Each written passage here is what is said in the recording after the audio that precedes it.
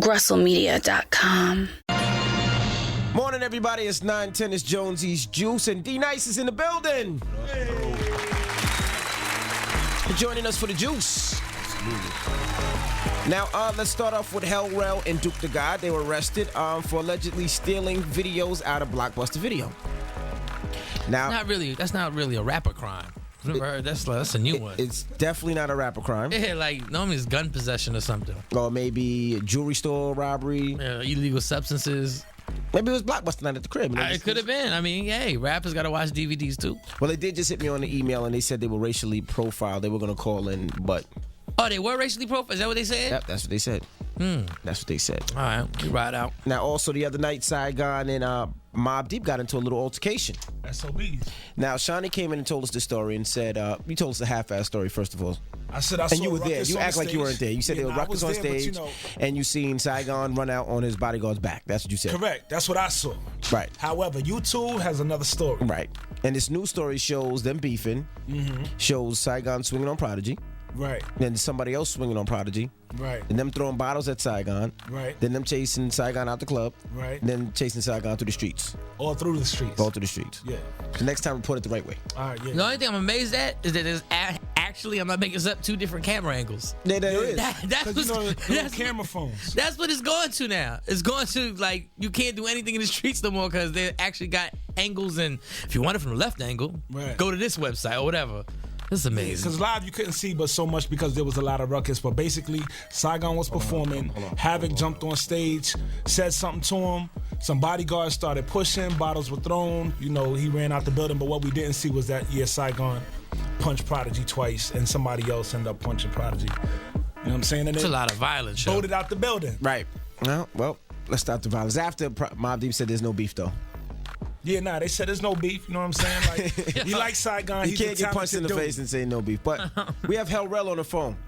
Hell Rell. Hey, what's going on, New York City? You're not stealing out of Blockbuster, are you? Nah, man, we got too much money for that, Envy, man. I want to shout out Grove City, the police department out there. They assholes. You know what I mean? Hey. Let me tell New York City story. Hell, you can't. The word that you just said, you can't say on there. This is a family show. Oh, okay, my fault, Envy. All right, let's do this. Let's do it again. So what happened out there, Hell? Everything good, man. Working, promoting the album on tour right now. We right in Toledo right now, Toledo, Ohio. So what happened? Did y'all steal out of Blockbuster? Of course not, man. What it was I had went up in the store, me and Duke. We both got iPhones, so we on damn near $1,000 phones. Like, well, we got no intentions to steal. So we went up in there, and Duke ain't had no money on him, so he went to the ATM machine to go get some money. When Duke come back, oh, damn. Nice. I'll finish that. When Duke came back, the police came, arrested him, and there they have it. So it's a misunderstanding. They were going to get the money. They were going to the ATM, and they came back, and the cops was there. Hopefully, he can call back. But is that on YouTube? No, I don't know. Well, you never know. You might want to. You might punch it up and see it happens. That wasn't on YouTube. I just found this YouTube thing's amazing. I'm so late on this. This changed my life. Now, lastly, American Gangsters, a new movie, stars Denzel Washington and T.I. They had a preview of the movie a couple of weeks ago. Jay-Z was allegedly there, was seeing the movie, and it was inspired to make a new album about the movie. Well, that's how we're out. So now, wasn't there another movie called American Gangster that was out a long time ago? Yeah, there was a movie called American Gangster, and John Elmos or something was in the Mexican. That was the Spanish Mexicans version. in jail. Right. Okay, all right. This is the African American version. All right. Version, same title. Okay. So anyway, Jay-Z has this new record, and this is from the album. I guess his version of the soundtrack. Version of the soundtrack. Yeah. So we'll get it on after commercial. And D-Nice is here. What up? What's up, D? Man, I'm good, Envy. First of all, congratulations. Heard you just got engaged. That's right. Nice. Now you got engaged to I can't remember the name. What's the name? I'm Soulful. Melinda. Nice. Yeah, so first and foremost, most rappers and DJs from the era that you first came out are big and fat. True. And we've been doing push-ups up here, and you just came in here making us look real bad. Yo, B. What type of surgery did you have to lose all that weight? Nah. I don't eat meat, so it's like I spent a lot of time on the road. You know how it is. You don't really eat that much. And, I used to be fat when I was, I don't know who said it, but I did own a web development company. And I said it, yeah. Yeah, I was building sites for everybody. Aaliyah, Reebok, doing online marketing for everyone. And during that period, I was super fat, like 210 pounds. And Really? That's Michael Shawn's weight, guys. yeah, I was sitting, just sitting in front of the computer for 18 hours. Me and my man Michael Wright, and we would sit in front of the computer, man, and I would eat an entire sweet potato pie, and I was good, B, like in one day, one sitting. And when I started DJing, my life changed, man. I noticed most of the hip hop DJs were kind of chubby, and most of the pop star rock DJs were kind of slim with the skinny jeans, and they were getting the fat checks. And I was like, yo, B, I got to switch it up. I gotta have a little bit of fun with it. And Rest is history. Okay. Now I do the rock star joints. Not mad at you. D Nice is here. If you want to holler, 800-223-9797. It's a Flashback Friday. When we come back, we'll see everything he's doing. He's doing photography. He's doing the DJ thing. He's doing damn everything out there. So we'll holler when he comes back. It's 9:16, and we'll get that Jay-Z record on. It's called Blue Magic. Stop. Hot 90s. 9:24, Miss Jones in the morning. We still got D Nice Flashback Friday. I was new Jay-Z off the American Gangster. I guess it's kind of like his vision of the movie. I guess. I just want to let y'all know it's going to be a high of 82 degrees. Nice. Sunny and warm. That's right. Nice. D Nice is here. What up? So let's start from the beginning, D. How did you get into the game? How did you start DJing? It's Flashback Friday. How did the whole thing transpire? I was with my man Chris Lighty, and at the time I was doing like the online marketing for Violator and with the G and stuff, and we were at this meeting at Reebok. And, I'm saying let's go back. Oh, you want to go? I thought you were talking about this. I want to go straight to BDP. BDP. Oh man, I was like literally 15 years old. My cousin was a security guard at the shelter where KRS lived and Scott LaRock worked. The shelter. Yeah. Homeless shelter. Franklin Men's Shelter in the Bronx. And Chris was living there. Scott was a social worker, and my cousin was a security guard, and was like, "Yo, I want to introduce you to someone." And he introduced me to Scott. No lie, that from that day on, Scott was like, "Yo, you're gonna be in the group." I didn't even know how to rhyme or nothing. I wasn't doing anything. I had no purpose. He just no purpose, like none whatsoever. I like that honesty. That's how I feel sometimes. You have no purpose. Yo, I'm gonna be real with you. I had no purpose for the group. I was 15. Those dudes were like 23. And I was the skinny young kid. And Scott saw something in me and was like, I need you to be in the group, man. So that was it for me, man. I started beatboxing and then writing a little bit of rhymes, and I was fortunate enough that everything that I was writing at the time ended up being on my record, and So Call Me D Nice. Did you write that? Yeah, it's my joint. And there were two versions of that. It was like 5 versions of that. I know there was one version that was okay, but then when you released the second version with the real beat. The funny thing is, there was like 5 versions of that. And Red Alert, when he was like, we was all like in the group, he would always play them.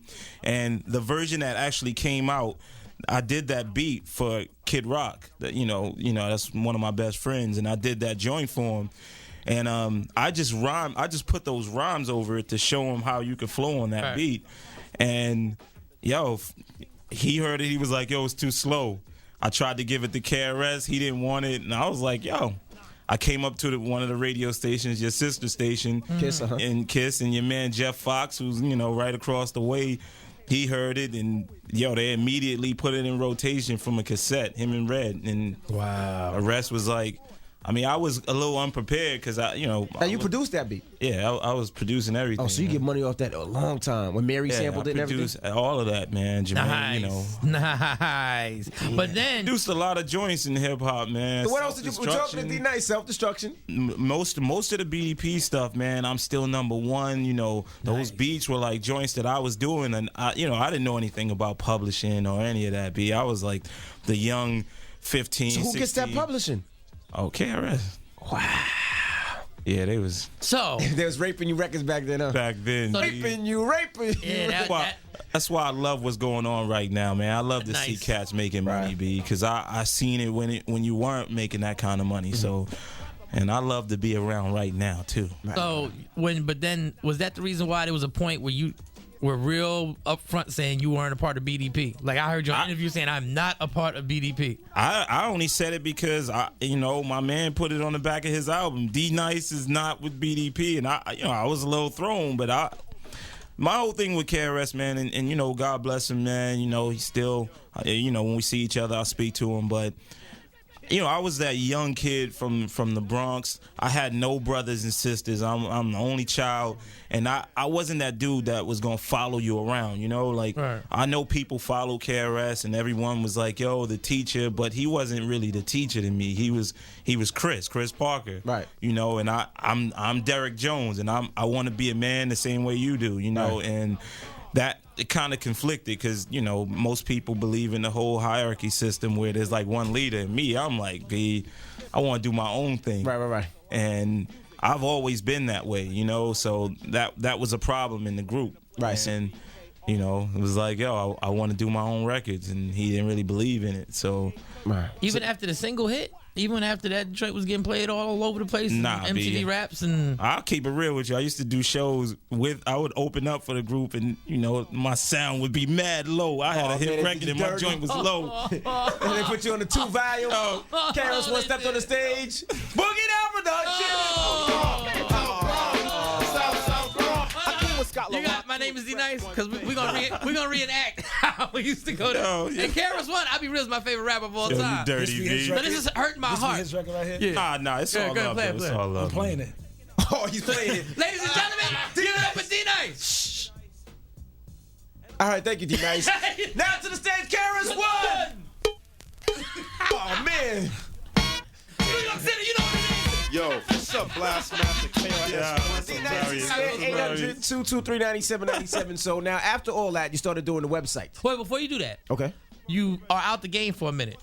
Yeah, I was out the game, B. Are you depressed at that point? Are you like, damn, I had my chance for fame, and now how are you paying the I was not bills? depressed, B. I was like in the crazy slump, man. Like I didn't know what to do. Like, yo, when the clapping stopped, right. It was like, yo, who am I? And I went through a period of trying to figure it out. And honestly, I'll keep it real, B. Like, I got into the website stuff because I was still trying to be D Nice while I was online. I was in chat rooms. Like, I didn't have the fresh haircut. I didn't have the fresh gear, but you couldn't see that on the computer. You know what I mean? So I lived in the chat rooms, just having fun, sitting on the computer. And then one day, B, I was like at Motown and hanging with Eddie F, and that's when Andre Harrell was over there, and they needed someone to fix their computer system.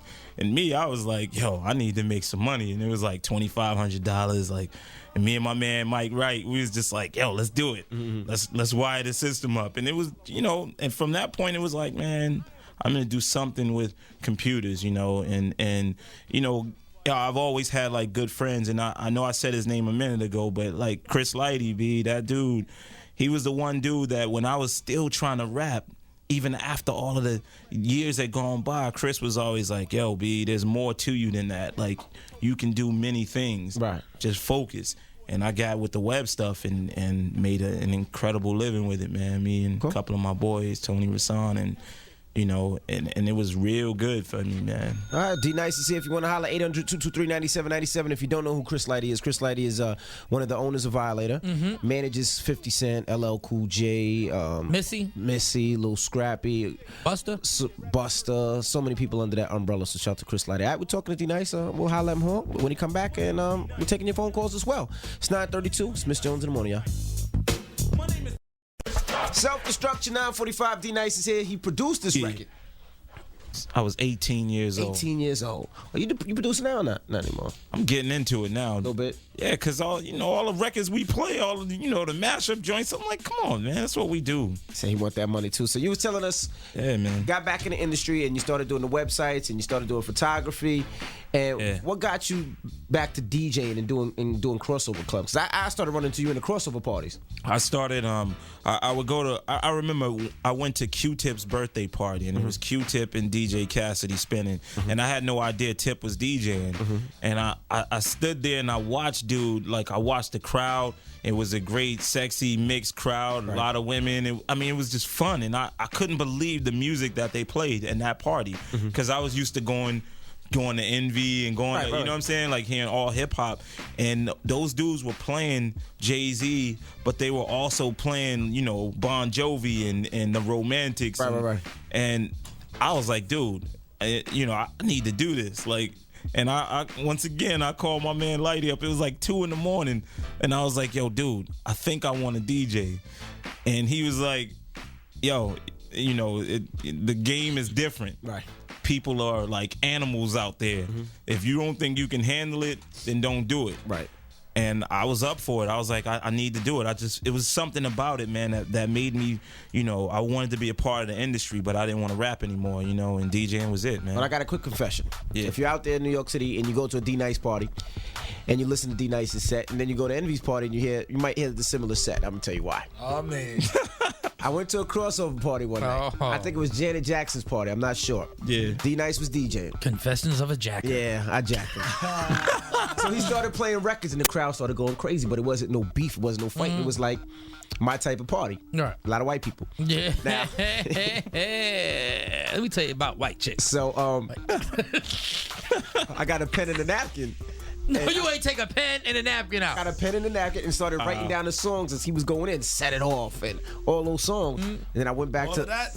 I ain't gonna lie, and I downloaded all that stuff and I put it all on my computer and I started doing those parties. But that's where I got it, because in those parties, what's up, man. you can drink your wine or your expensive drink, and you don't have to worry about nobody. Well, they step on your shoes a lot because they dance and they just jump all over the place. Right. But you can really enjoy yourself. It's the truth. Yo, it's the truth, man. But I Like, jacked you, D. I ain't gonna lie. And he makes a lot of money I doing mean, that. that's love though, B. It's, you know, because I jacked Mark Ronson. You know what I mean? Like I heard Mark spinning a certain way, and he was comfortable playing old records that everyone sampled, and I just did it my own way. So we all borrow from each other, man. Now, Mark Ronson's a DJ in the city that plays a lot of the crossover clubs, and I jacked him. So I took half of his stuff out of his computer when he wasn't watching. So you gotta talk about that. What'd you say? I gotta bring a sad moment, because actually when Skylar Rock passed, 20 years, yeah. that was the first thing that ever affected me like that, because I know Chris and everybody had a show near where I was living at right afterwards. Explain to the people what happened in that situation, because I've already heard stories on the streets. Oh yeah. Nah, I don't mind talking about it. We're keeping it real here. Well, for one, you know, God bless my man. This is the 20th anniversary, like a few weeks ago. You know, so it's definitely like, you know, it's deep, dude. You know, but I was like, you know, 17, grew up in the Bronx. You know, always had a bunch of like girlfriends, not like girlfriends, but just female friends that lived in the neighborhood. They were, you know, and then when you're the young kid and you got the album, you know, we had the Criminal Minded album was out. Everybody wanted to be around me, you know, and you know, it was like this one girl, you know, I'm not gonna say her name, you know, she was mad cool, but I guess she was telling her dude something else, you know. And you know, one day I called her up and dude, you know, grabbed the phone like, yo, when I see you, I'm gonna kill you. And you know, to me, I'm just thinking he's bugging, like, all right, whatever, yo.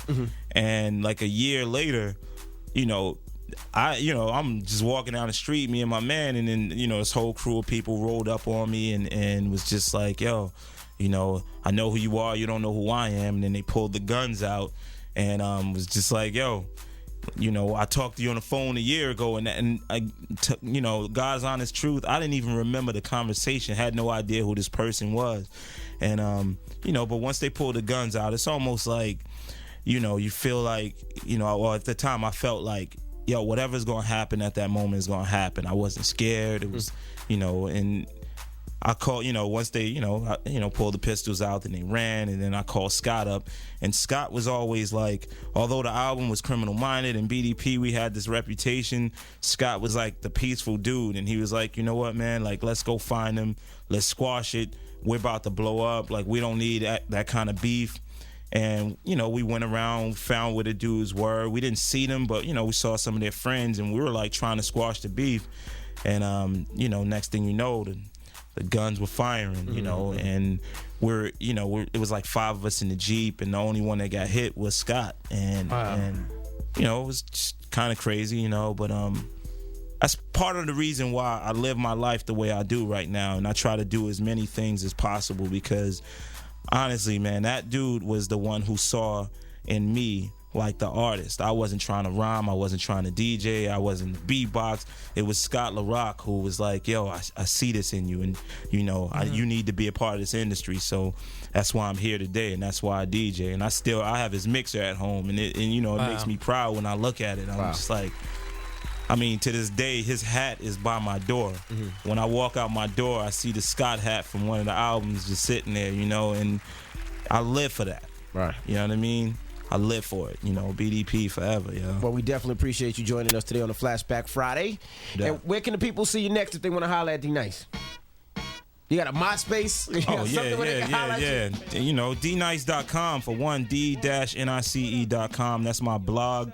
I've been a blogger for like 3 years, man, and it's full of photos and you know, stories from my experiences, you know, from the last 20 years in the industry. Right. And you know, I'm on MySpace, of course, D Nice Music. You can find me there, and if you got your paper up, you can find me in all the hot spots doing all the big dog parties. That's what I need. That's right. That's what I need right now, D.